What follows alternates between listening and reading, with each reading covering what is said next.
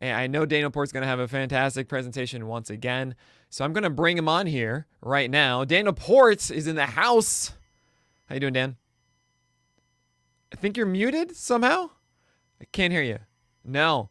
But we'll figure that one out. In the meantime, guys, go to that link below. I am going to update it now for Port's presentation. Let's try and get to 4,500 at the end of this panel. We're trying to get to 7,000 by the end of today, so we're well prepared to hit that $10,000 goal tomorrow and give away, a box of beer and a PL plus lifetime subscription. I hope we can get all of it done, and I hope we can make all this money for Feeding America. But Daniel Port's here. I think check one. You got me? Oh, check two. Excellent. Check two. Yeah, definitely everyone should contribute. I'm doing great. It's gonna be fun.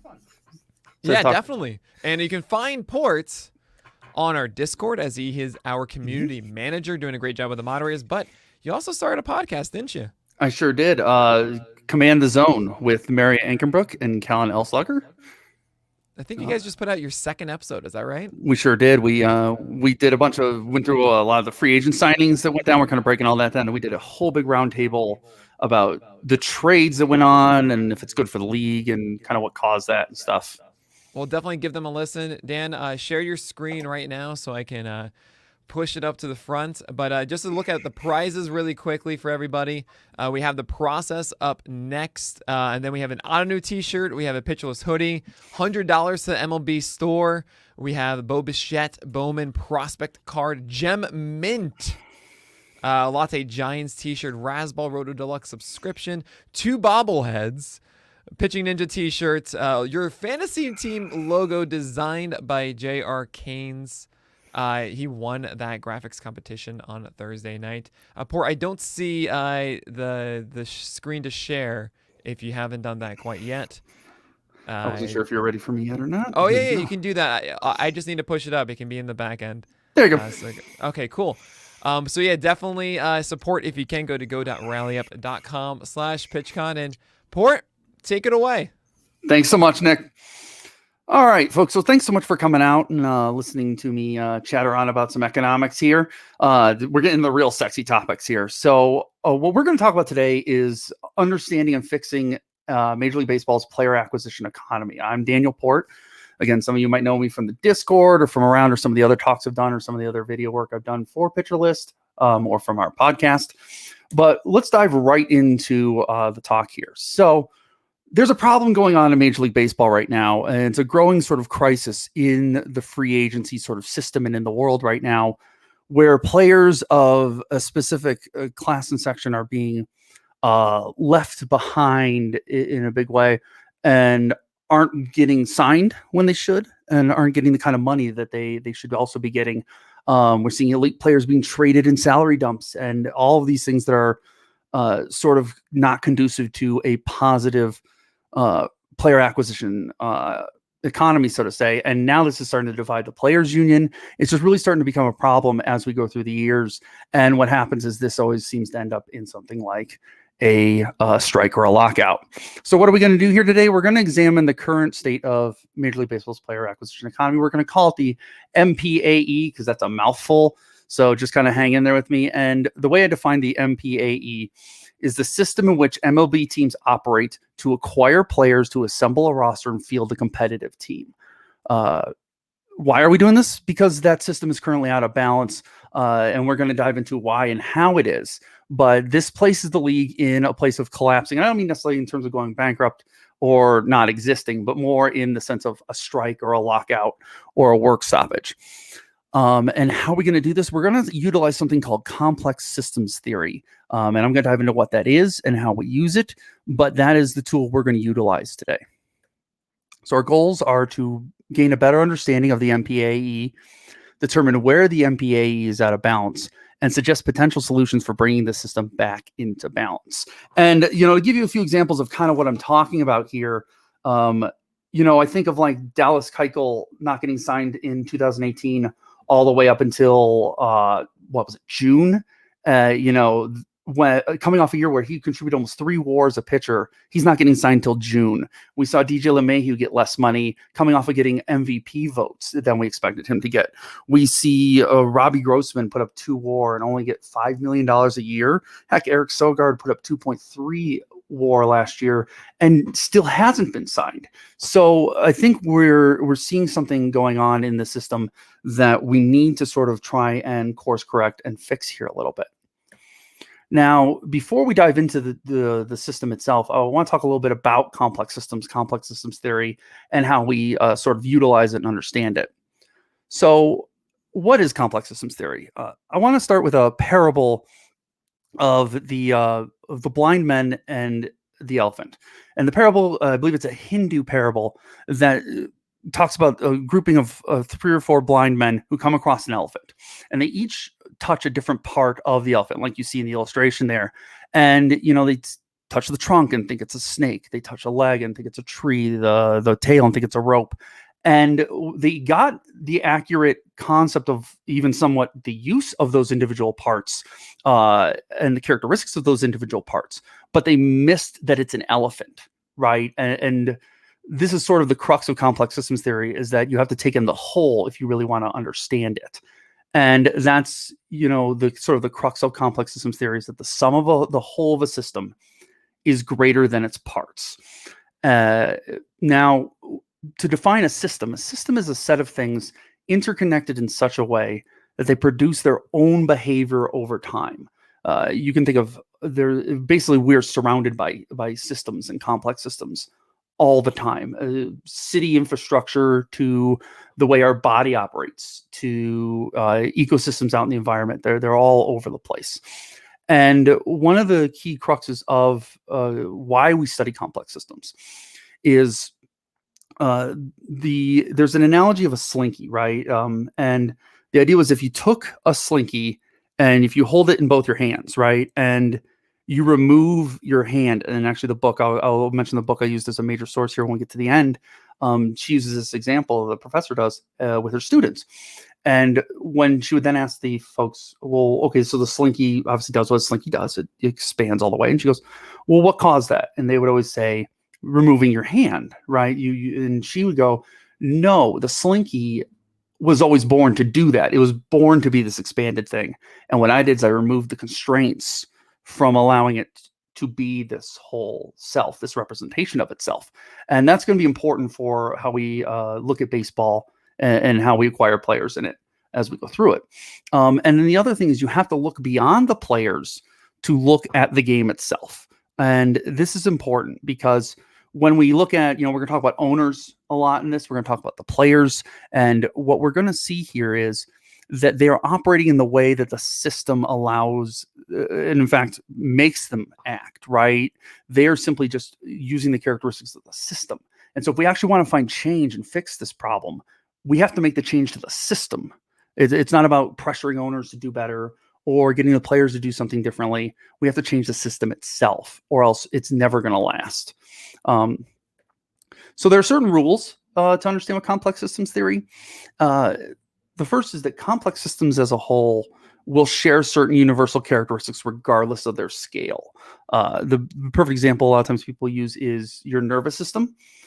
If you take the scale of your nervous system versus, say, again, the infrastructure of a city complex, they will actually share certain characteristics in how they are organized and how they work and operate. And that's pretty universal amongst complex systems. Now, oftentimes complex systems are a part of an even larger complex system. Again, like your nervous system, one section of your nerves is actually is a complex system contained within a larger complex system. And we're going to actually be looking at something similar. The player acquisition economy we're going to look at is a part of a much larger complex system. And it just kind of stacks on top of each other. Then again, as we mentioned, that the action of the pieces in this complex system are a result of the system themselves, not the pieces. So we're going to talk about a couple terms, and we'll get through the academic stuff real quick here. So 4 terms we need to focus on: stock, inflows and outflows, balancing loops, and supply. Now, the stock is the memory of the history of changing flows within the system. Essentially, that will make more sense as we get into it. But think of it this way: the stock is the goal or purpose of the system, right? It's also what you're usually trying to attain or build or grow, if that makes sense. The inflows and outflows are the actions that influence or change the stock, and they can contain reinforcing loops within them. So a reinforcing loop, though, is something that creates or reinforces the stock production or self-production. Again, this will make sense in a second here. A balancing loop serves as either a source of stability or resistance to change. These are often viewed negatively, and we'll show some examples in a second here, but they don't have to be negative. They're almost like a check and balance system in a lot of complex systems. And the supply, we've used this term our whole lives with supply and demand and seen this all the time, but it's the quantity of the resources available within the system. So oftentimes when you see a complex system represented, you'll see it represented in a stock flow chart. And they're pretty simple once you kind of figure out what they're all doing here. To start at the clouds on either end, the little cloud symbols, all they're meant to represent is that this works in almost a circle. It in and of itself is a loop, right? It feeds into itself. So think of that cloud as the same cloud. So when you get to the end of the loop, by following the arrows, that cloud means you're starting back at the beginning of the loop. Now, the faucets represent our inflows and outflows. And what's important to understand is the reason we use faucets to represent this often in stock flow charts is because they're not static, right? So an inflow is not static at all. You can adjust how much you're pouring into it or how much you're pouring back out of it. You know, if you think of you invest in something, you make money off of it. You don't always say at all times invest the full amount back in. You can part of it. You can do the whole. You can do you vary it, right? And the example we have here is coffee temperature, right? So say you have a cup of coffee. I was just having a cup of coffee a few minutes ago, and just by the natural it being in the air and whatnot, and it'll start to cool, right? The environment will start to cool it. And if you don't like cold coffee, you then go and heat it back up, right? But based on whatever temperature it's at, when you go to heat it up, you may heat it up to varying degrees. You may need to really heat it up if you really let it get cold. You may need to just, bump up the temperature just a little bit. So the faucet kind of reinforces that idea that you're going to always be adjusting, or the environment will be adjusting how much you are essentially putting into that system to create that stock. On the other side, where the cooling is, you see our different loops. That is their reinforcing loop in this situation, which is going to, pull that temperature back down. You bring it up, it pulls it back down. It's sort of a little bit of a battle. And the thing I want to show here is if you look at coffee temperature, you'll actually see arrows going from coffee temperature back onto the inflow, right? Well, the reason is because they're not just looping into the surplus, into the stock. The coffee temperature will dictate then what you do when you go to heat it, right? So, if it's not quite as cold, it's going to tell you, hey, you don't need to heat it as much. It might be the perfect temperature you're looking for, so you don't need to heat it at all. That sort of thing. So the coffee temperature does reflect back onto its inflow and create its own little sort of cycle there as well. So this is important. We're going to look at a bunch of these. This is exactly how you represent a complex system. Now that we've kind of gone over complex systems and sort of how they work, I hope that makes sense. The next step is how do we apply this theory to the Mpae so we can get a better understanding of how it works and what's out of balance. So to look back at our terms, we've got our stock, inflows, balancing loops, and our supply. Now the stock, I'm going to use WAR here. And remember, the easiest basic way to determine what the stock is in a system or what you're analyzing is what is the purpose? What is the goal of the system? In this case, we're talking about acquiring players to create a competitive team, right? And that we could have represented several different ways. Wins, for instance, is the one that comes to mind. But I didn't want to use wins in this situation because winning in baseball, the actual win, requires kind of a lot of controlled chaos and a lot of luck and things like that could skew sort of the way we think about it. So I want to go to WAR because you don't necessarily acquire a player with wins in mind. You acquire him with the concept of how he will contribute to you winning. And so I thought WAR was a better way to go with our stock as to what we're trying to create within the system. The inflows are team-controlled players, which for me, we'll define it a little more, but is rookie contracts and our arbitration years 1 through 3. Non-team controlled players is everything else. Then the balancing loops are the payroll cap and the player retirement injury rate. And then lastly, our supply is how many positive contributing players exist in the team controlled players and non-team controlled players category. Obviously, we could have just done all players, but no team is actively looking out to acquire teams that aren't positive contributors. Sometimes they end up that way, but that's not the goal. And so I felt our supply more accurately represents that from there. Now, to take a look at, this is the stock flow chart for the Mpae. So as you see here, we've got our inflow with player acquisitions, and we've got our two loops, team control players, non-team control players that are influencing WAR. And it's important to recognize there, as you see it, WAR then reflects back onto player acquisitions. Why? Because as you're accumulating WAR or you're failing to accumulate WAR, that is obviously going to affect how you approach player acquisitions. So say you acquire a player who, turns out to have a great WAR contribution, and so suddenly your team's a lot better than you thought it was going to be, or, sustaining wins. You might look to acquire more players to reinforce that, right? To try and accumulate more wins. Or you might say, okay, well, since we got this WAR contribution, we're not going to go after any more players. We're looking good. And so that WAR does reflect on that. And in the same way, negatively, if you acquire a player and they aren't getting you that level of WAR you want, then maybe it's time to invest in a different player, go acquire a different player. Or if that means you're not in contention, it might mean you hold off on acquiring a player, that sort of thing. And then the other side of that, you see the loops that are restricting things, that are balancing out things, payroll restrictions and player retirement. And obviously those sort of operate independently of WAR itself. But they do then, once you've put that loop in, as indicated by the arrow to the cloud, does go affect how we restart the loop when we go back to the other side. Now we've seen the stock flow chart. Let's look at the pieces of the stock flow chart. So let's talk inflows first here, right? So inflows, as I mentioned, include rookies and arbitration years 1 through 3. They're the pro for these kind of players and acquiring these kind of players. They've got a low cost and a low risk in terms of investment, right? The con is that they have a much higher failure rate because they're unknown quantities, right? You don't have quite as much data. They haven't seen major league pitching or hitting in the same way that a signed player might, or a veteran player.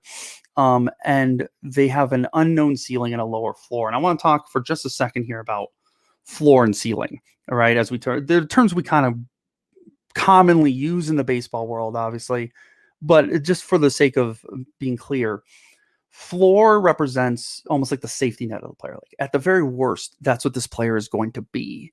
And these young players, team control players, tend to have a lower floor for that, right? Especially since we don't necessarily know what it might be. Whereas and when we talk about their ceiling, the other side of that is, for the most part, we also don't know what their ceiling is. Half those players are, I think of like a Blake Snell, who radically changed his ceiling in one season, that season where he moved like 6 inches over on the mound and suddenly unlocked everything. Or, these very, JD Martinez changing his stance and suddenly he was a superstar. These younger team control players often have those higher ceilings. We just don't know if they're ever going to reach that ceiling, and sometimes don't know what that ceiling is going to be yet. Now, normally this meant that you couldn't solely build teams through team controlled players because of that risk, because of those unknowns. But analytics has actually started radically changing this as we get better and better at analytics. What we're seeing teams, for instance, you look at the Astros or the Dodgers or the Cleveland baseball team, who you almost saw them start to develop patterns of players that they liked to develop, and were finding repeated success developing those kinds of players, and analytics helped them with that. We talk about launch angle, and we talk about all these different things that we've come across that help us develop and allow rookies to meet their floor in a better, much more consistently. And what teams have started to realize is that it's actually cheaper to invest in analytics than to sign most free agents. So you put an investment as a team into your analytics, you develop these young players who cost a lot less. And since they're succeeding more often, suddenly you have a nice, cheap way to develop WAR. Now, from here, you actually can go into the non-team controlled players, right? So again, this is ARB4 through signed players. And they have obviously a much higher cost and a much higher investment in them. Yet you already have so much more information on those players. And that's why you pay more, is because you know who they are. You know who they're going to be. The floor is so much higher because of the knowledge you're coming in with it about those players. And you have a better idea of the ceiling. They might not have the upside of those young players because we know the ceiling, but we know what it is. And so you pay for that knowledge. And in the past, that was always sort of a big thought process to like how you fill in the holes on a team, or if you need a player right now for this specific role, or if you really want to be a contender. You did a lot of that through free agency and having these more known players, and that's changing pretty rapidly because the cost is so radically different than what it costs to develop those young players. Now, analytics has made a big help here as well. You think of late breakout like Dan Vogelbach, or even you think of the changes that you make to, a trade like Christian Yelich, who was sort of at the end of his arbitration years as he was being traded for. Things like that where, we talk about launch angle or different approaches really unlocking a player. So analytics helps here as well and does help to some degree lower that cost. But for the most part, these are going to cost more while being a little more secure investment sometimes. Now we come over to the balancing loops on the other side of things, and we look at the payroll cap. And payroll cap is an interesting one. So it's affected by a lot of different things. You would actually see, if I were to really flesh this whole thing out and have, if I had hours to talk to you about this, there'd be more loops off of this loop, right? Because market size, income, contender status, costs, these all influence what the owner is going to dictate is the payroll cap. But it's also worth noting it can be an arbitrary number designated by ownership. You think of, and that's not always a negative thing. I think of, for instance, the Tigers right now, right?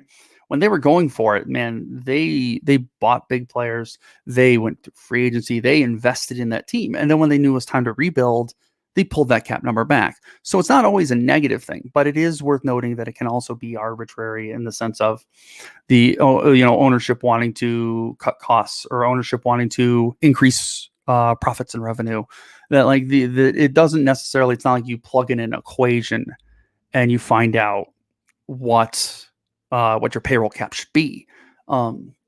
And again, as I mentioned, it can change from year to year depending on circumstances, much like the Tigers did then, or you even see some of these smaller market teams like Cleveland or Tampa Bay or Miami's probably the best example. Is where they'll throw a bunch of cash in, go all in, and then immediately cut costs again. So it can vary from year to year. And before we get too hard into blaming the owners, it's just worth reinforcing that again. They're just acting the way the system dictates that they behave, right? We removed a lot of the impediments from them acting in a different way. And so this is just them acting within the system. Now, then we get over to the other balancing loop with player retirement and player retirement or injuries, right? Now, as we've mentioned, to talk a little bit about demand, right? So we talked about supply, but we haven't talked about demand yet. And obviously, demand in baseball is a very fixed number. There's only so many roster spots. There's only so many places a player can play in majors. And so that's a very finite resource, right? And whenever a player plays through the Major League Baseball pool, through retirement or due to injury or age, that opens up a roster spot. It opens up a spot within the demand. And obviously also injury can remove players from the supply for a time. If you think of you have Tommy John, you're out for year and a half, right? That again is an opened roster spot. But the converse to this is that advancements in sport medicine and training have greatly reduced the reinforcement effect. This loop is there to keep things in check, right? And so this balancing loop does not have quite the same effect anymore. And so what they're running into is, whereas when we're talking about team control players and how rapidly that is growing, because we're seeing so many of those players succeed, and then you throw in the fact that because of the advances we're making in sports medicine and training, the veteran players are staying healthier, are remaining in the league longer, and a lot of the injuries that we think about, like Tommy John surgery or ACL tears or things like that, thoracic outlet surgery, that 10, 15 years ago was a death sentence. That was the end of your career, right? You had Tommy John, and that was it. You were done. You might come back, maybe. Now we see players have 2 Tommy John surgeries and they're not done. So all of these things lead to suddenly, between these veteran players sticking around longer and longer and longer at a high level, for the record.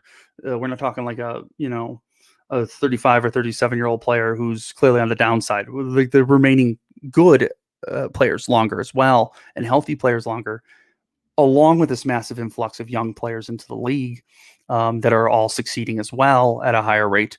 We have way more supply than we do demand at the moment. Right. So that's part of frankly, the biggest thing knocking this system out of loop is that this loop right now is not doing a good enough job regulating and restricting the other loops in the system. So real quick, to kind of talk about baseball's like labor class structure, right? Because there are certain players that are being affected by this more than others, right? And so I kind of wanted to dive into that for a second and see what players are we specifically talking about here, right? And I'm using sort of a class structure in terms of like lower, middle, upper class, upper middle class, because it's a concept that we kind of understand how those are divided up, and it's a terminology we often use when talking about baseball, and so I feel like that'll be accessible. So understand there's no meritocracy or value that I'm placing on those terms. They just make it a little easier to understand. So we take our lower class, and that's the team control players, first and second year arbitration players, those really cheap contracts that are succeeding at a higher rate, those guys we were talking about. Then you get your middle class, the third and fourth year arbitration players. Obviously, below average free agents I included in here. I mean, obviously, people aren't looking to sign those players, but they are sort of in that area and sometimes do get signed. And then we have our average free agents. And this can manifest itself in a couple different ways. It can be an average players, kind of a jack of all trades, good at everything. Or it could be guys that you think of like Andrelton Simmons, who is elite at his defense, but the other things he's not elite at sort of hold him back from being in that upper middle class or the upper class in terms of the contracts he's getting. Think of Kevin Kiermaier, who, will always get that double digit. I think he's got an $11 million contract right now. And he'll always get that money because his defense is that good and that valuable. But he's never going to get much higher than that because his offense holds him back then. So that's the middle class, right? And then we get to the upper middle class.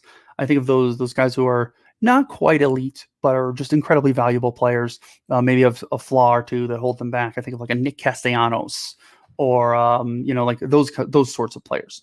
They're just slightly held back by a flaw or two to keep them from being elite superstars. And then we get to obviously the upper class, which we get to the stars and superstars. And primarily, this issue impacts the middle class and the upper middle class the most. And that's kind of who we're focusing on today. That's who is feeling the brunt of this the most. Then we look at we've sort of poked at it from the sides a lot, but let's actually talk about the supply here a little bit. So what I did is I compared these numbers from 2019 to 2011. I got these from Spotrac, which is a very nice sports contract and sports payroll comparison site.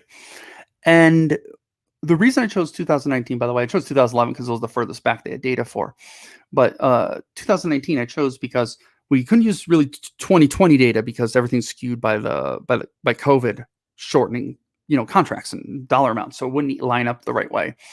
And then I didn't use this year's because when you look at 2011's numbers, that would have basically every roster had somewhere between like 38 and 45 players on it, on their payroll, because they'd gone through the whole season. And so they would have brought players up, signed a player to cover for an injury. They would have done a lot of things that gone on through the season that compared them to the 25 to 28 players that we're seeing right now on teams. It just, again, wouldn't have been an accurate apples to apples comparison. So I'm back to 2019. Especially since 2019, I remember the offseason for 2019 being particularly like one of those things where we really started seeing this problem manifest. Same with 2018. So, this was, I think, a good year to go with this. Now, if you look, we saw 1,164 players come up in 2011 compared to 10,089 players come up. And that's going to be some of, I think, younger players were used a little more back in those eras. I don't want to say frivolously, but they were brought up a lot more often to fill holes without necessarily massively compensating for service time or things like that. They were viewed a little more as expendable assets than they are now, I believe. And you can see that in a little bit in that rosters, 76.89% of those players were team control players back in 2011, where that's bumped up almost a full percentage to 77.78%. Now, to give you an idea, I believe that's a gap of about 60 or 70 players, if I remember correctly, from 2011 to 2019. So I'd say a bit of a big gap there when you think about that's almost 2 or 3 full teams worth of players, right? That shifted from. And then when you get to the non-controlled, you see the big dip from 23.11% to 20.29%. We're relying right now, baseball's relying on those players a lot less than in the past. Players under 30, again, we're relying really heavily on youth compared to the past. As you can see, the flip-flop there from players under 30 to players 30 or over. And it's worth noting, too, that in 2011, it's wild. If you ever go through the rosters, like almost every roster had at least one player who was over 35. It's wild to see that, in the context of modern baseball, because now we almost never get that. You're 33 and you're considered over the hill, right? So we're seeing a lot less of those sort of players also. So I think that those numbers, the gap between those numbers for players 30 and over are even bigger, if that makes sense. Now, players under 10 million, we're actually seeing fewer players under 10 million. So first you're like, oh, well, so then our players making more money. It's worth noting in 2018, I believe in 2019, salaries were down overall. Like the average salary was lower. So that increase that you see there in players $10 million or over is actually a representation of the fact that we're seeing the extremes multiply. We're seeing far more people on one side getting those small contracts and salaries from the rookies that are being relied on more now. And we're seeing way more on the other side of things, as well as that sort of upper class gets fed a little bit. So that's a bit of a skewed number, and that's why I pointed it out. But that's our supply. That's sort of what we're looking at. And it's important to remember, again, that while those players are down, so first you're like, well, is the supply different from the demand? It's worth noting that what that really is a product of is most teams are going through entire seasons where they only bring up 35 players. And it's actually because they're projecting where it's like there were teams in the past that brought up 40 or 45 players, throughout the course of a season. And actually, I think a lot of it has to do with having to use the 40 man to protect on the Rule 5 draft with prospects. I think that plays a big part. And I think service time plays a big part in that, where they don't necessarily bring up players, but they have to send the 40 man, that sort of thing. So it's worth noting that while you would think that means that there's less supply, I actually firmly believe there's more supply because there are less players just being thrown out there just to be a warm body for a while. So now the question is, of course, we've talked about this, we've looked at it, and we've sort of looked at different ways that everything is out of balance. But now that we know that it's out of balance, and we kind of have an idea of what is causing that to go out of balance, and kind of to summarize, what's happening is there's such an abundance of successful minor league players coming up into the majors, which is great. That's a good thing, right? Obviously, we want minor leaguers to be more successful, but they represent almost a market breaking, low cost asset, right? It's almost the equivalent of like if you were to have three companies putting out the same product, two of them have pretty similar similar products, and then one company says, cool, I'm going to undercut it. I'm going to throw something out for 10% of the cost. That breaks the market, right? And that's what we're seeing with these young players because they're succeeding at such a high rate that a lot of teams, a lot of your smaller market teams especially, are just not investing in free agency at all and trading away any players they might have to re-sign. They're just relying on these rookie contracts because they've gotten so good at making them successful. So that's kind of the thing we're seeing there. But then on the other side of it, we're also seeing the loop that's usually keeping everything in check, which is player retirement and player injury, not be as effective. It's not having the same effect of restricting growth, so to say. And this is a perfect example of one of the things we look for in systems understanding is the concept of, is growth happening unchecked? And right now, because players are not having the same sort of devastating career-ending injuries, because players are playing at a high level longer into their careers and finding more success, and even some of these older free agents are finding new life on cheap contracts by making changes that are spurned by analytics and things like that. We're seeing essentially that loop not keep everything in balance in a way it used to. And so now we have a surplus. And surplus, while all these things being good, that all these players are succeeding, you can't have a surplus, or else we have the free agent system and the trade systems that we've seen in the last 4 to 5 years, if that makes sense. So how do we fix it is, of course, the question. How do we bring this all back into balance? And it's important to note, one of the hard parts sometimes with talking about economics and talking with things like this is that economics doesn't have morals. It doesn't really it's dehumanizing in a big way. And it's important to understand that a lot of times then when a solution is proposed in economics, it's always, you have to think of it in the context of the effect and not the effect on people. Because there'll be things we're going to talk about in a second here that I'm like, I don't know if we should do this because obviously it's going to cost jobs, it's going to cost things. But understand that's kind of how economics works in a big way. So bear with me. I promise I'm not a cold-hearted, craven monster by any means. But the thing that before I jump in is that any economist will tell you, and I think a lot of times these subjects have been talked about a lot, but what people tend to do is talk about them in the sense of one solution. Well, if we put a salary cap in, that solves everything. If we put, if we just pay minor leaguers more, that solves everything. And I think any economist worth their salt will tell you that that's not how it works at all. It's going to be 10 solutions. It's going to be 10 things that we do to varying degrees and with different strengths to bring it back in balance. And I like to think it's like a bay of levers, right? So you got all these levers, and instead of pulling them all just straight down, you pull them all to different degrees and different levels, and it forms a balance. You tweak things to kind of nudge it back into balance. And so let's talk about some of those levers. One that we noticed, and we've actually started to see this happen already, is to shrink the minor leagues in the draft. Basically, the gist of it is, when in doubt, if you're going to try and adjust a system, especially an economic system like this, you have to do one of three things. Like every solution you propose should do one of these three things. It should either decrease the supply so that it meets the demand. You can increase the demand to meet the supply, or you can increase the costs of those market-breaking assets, right? Those are like the three basic things you have to look at it from, right? And the first one here, we've actually seen Major League Baseball all start to do here, and that is shrink the minor leagues in the draft, right? And so you reduce the quantity of minor league teams and remove excess rounds from the draft.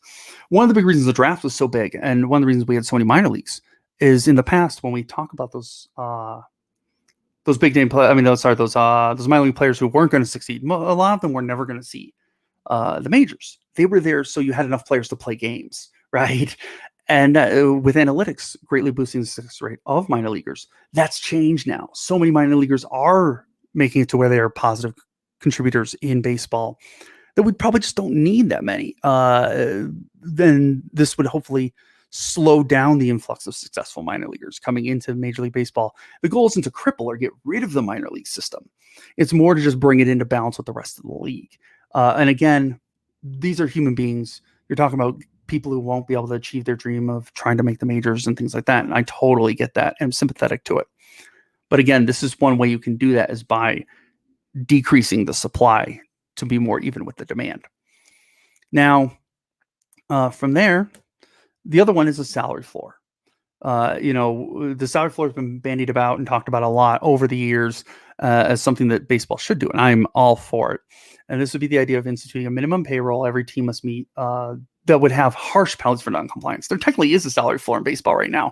There's just like half the time it's cheaper to violate the salary floor right now than it is to spend the money to meet the salary floor. So it needs to have more harsh penalties for non-compliance. Something like maybe you lose draft picks or things like that for not meeting that floor. Now, obviously, big name players are going to get paid. They get paid probably regardless. When you're that good, that's what happens. And again, teams aren't going to stop relying on rookie contracts and rookie players. So what you hope is by forcing them to spend a little more money, that money ends up more in that middle class, in that upper middle class, that they'll be getting invested in a little bit more. Then the other thing that's sort of a byproduct of this is we haven't really talked about how nasty the arbitration system is and how much it causes animosity amongst players, amongst the teams. It's just not a good system, right? But if there's a salary floor and it starts putting some of that money back into it, I wouldn't be shocked if a lot of teams start saying, we're not even going to fight this arbitration for this extra $1 million or $500,000. We got to get up to the salary floor anyways. So you kind of hope that that's what happens and that this would operate more like almost like a stimulus for that middle class of players.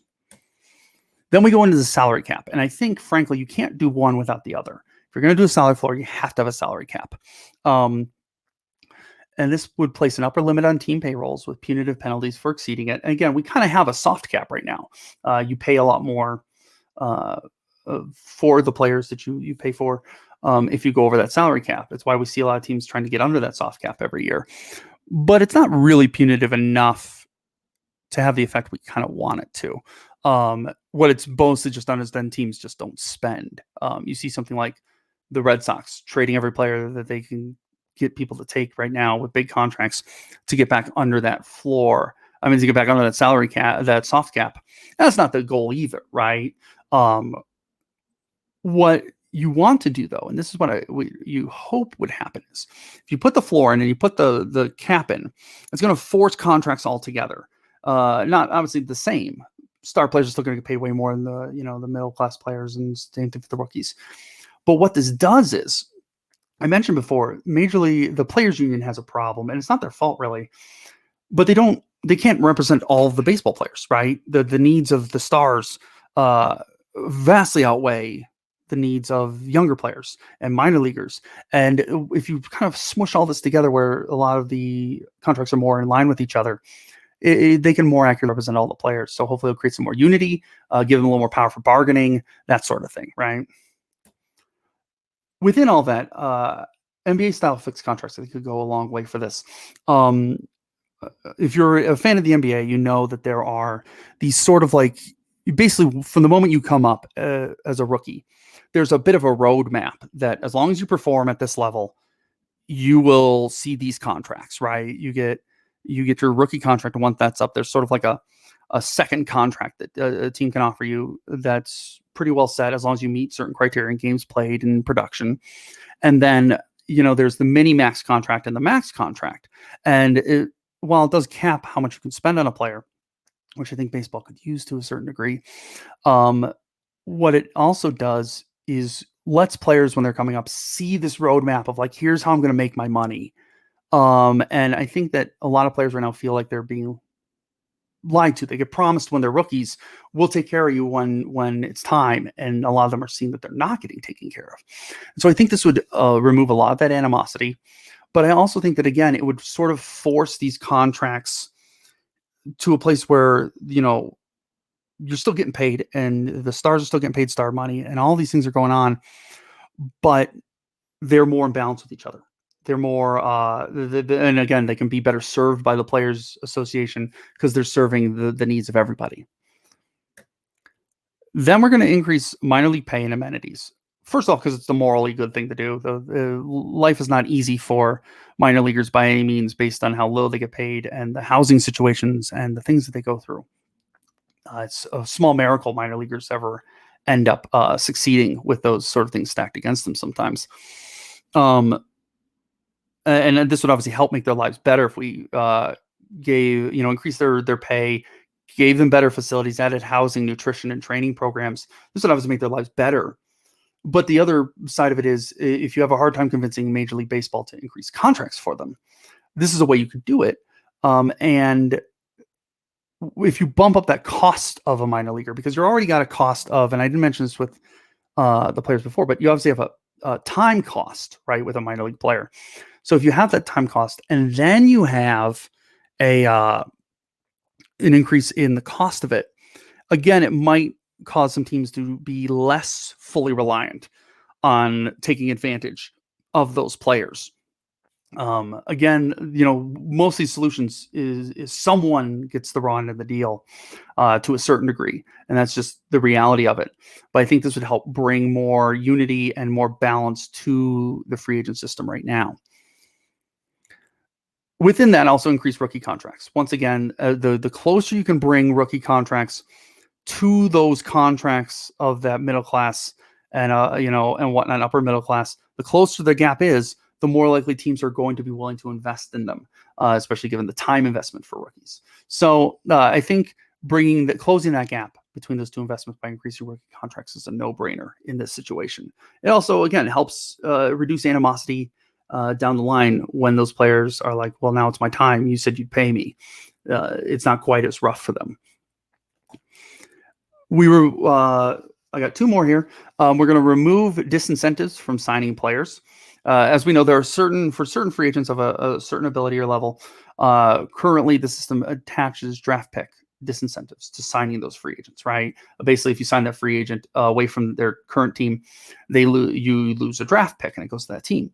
And the problem with that has been that it's had sort of the effect of actively deterring teams from signing other teams' players. And so that player sits out in limbo because the team who that player came from also has incentive to not sign them, because right now a draft pick and a drafted player is such a valuable commodity, such a cheap resource that we've seen teams actively let their players go in free agency and not attempt to re-sign them just simply because they want the draft pick. So I think that this is a rule that should go, because it's turned out to be punitive to the free agents themselves, right? But this is the most important one. This is the big one that I have to pitch here. And that's, I think we should expand the league.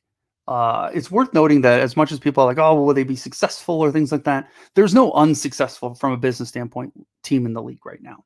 Forbes puts out their big, team valuations and team income rankings every year. And not a single team didn't make a profit in, I believe, 2019. So 2020 numbers are all sort of skewed because of the pandemic. But every team turned a profit there, and every team's valuation, basically how much they're worth if they were to sell the team, goes up every year. So every team is right now a worthwhile investment, and I don't really have reason to believe that creating new teams wouldn't do the same, especially in the long term. And this has actually been a thing Rob Manfred has wanted to do for years, and so he's wanted to increase it to 32 teams. We've heard Nashville and Portland bandied about as places for that.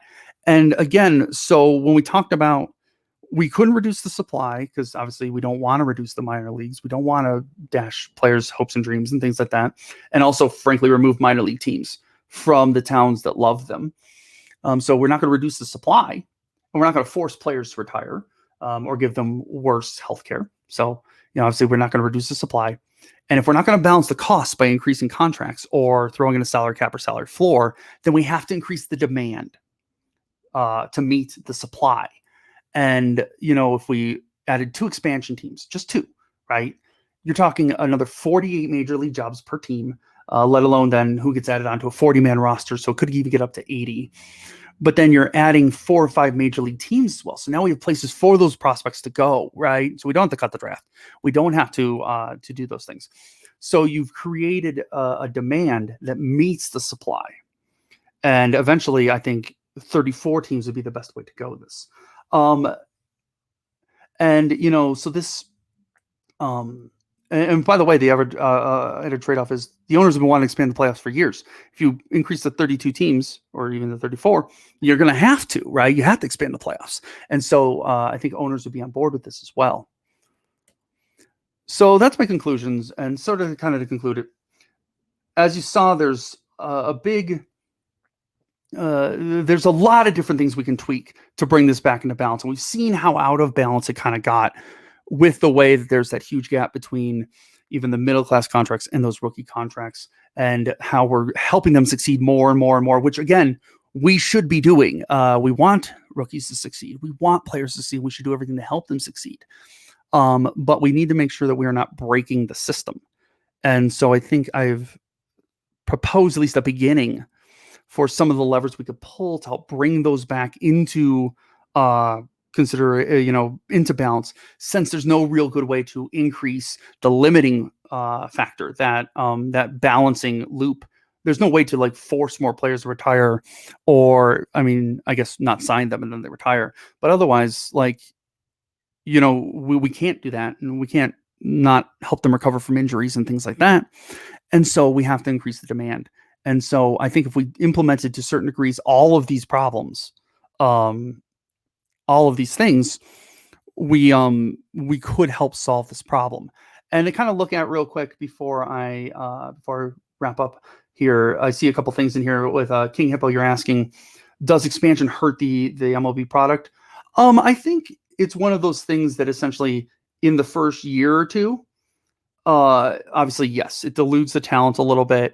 It can be damaging in the beginning, right? But then, this is about, if you look at, say, the Rays when they came in, or the Diamondbacks. The Rays just went to the World Series. The Diamondbacks won a World Series in 2001. The Marlins have won 2 World Series since being an expansion team. It takes some time, obviously, for then that supply to flow accurately into for that surplus to flow into the demand. But once it gets settled, I think 5-10 years down the road, the MLB is actually better for it in the long run, especially if it's going to keep growing the way it does. It's not like we're going to suddenly give up analytics. It's not like we're suddenly going to be like, let's stop trying to succeed with developing players. So I think short term, yes, but we have to think long term. And I think expansion is the way to go with that. If anyone else has any questions, please feel free to throw them into the comments. I hope that answered your question, King Hippo.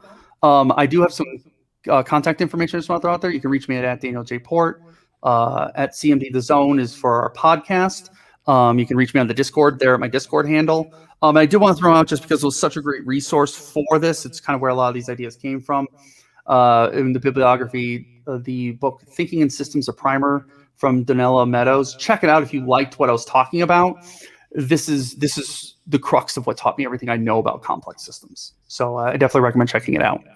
And on that, that's my presentation. Thank you so much, everyone. Well done, Port. Oh, that was a really great dissection of the current situation and some possible solutions for it. As we have a couple more minutes here, I am going to give actually a small break in between yours and our next panel. And I hope... No, that's probably me for echo. Okay. So before we get to that, you offered a lot of opportunities of how MLB can fix this. If you had to choose just one, and I know that's hard, just one that you think if they did that, it will work, which one would that be? I think expansion. I think I don't think you're ever going to get, as much as I suggest a lot of these thoughts and these ideas, I don't know if you'll really ever get the two different parties between MLB and the Players Association on board with a lot of these others, because one always benefits and one fails, right? Sure. Or like suffers from it. Whereas expansion, kind of everyone wins. So I think if I had to pick one, it'd be expand to 32 and then eventually 34 teams. And where are those teams going?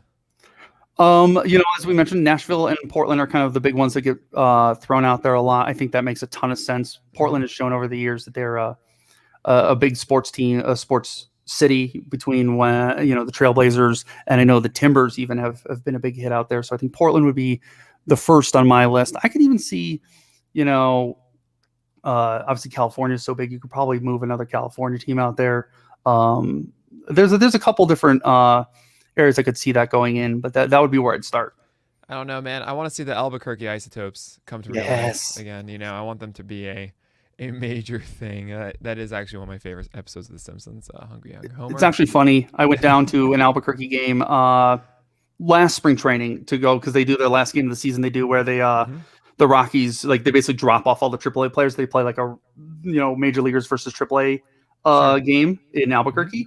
And so we drove down there because it's only about 8 or 9 hours away from here. And so we drove down there. I'm here in Denver, and Albuquerque's obsessed with the Isotopes. Like, it's cool. Yeah. Like, they were rooting for the Isotopes over the Rockies. So I think it could be sustainable down there. I could see it. Oh, I would think that would be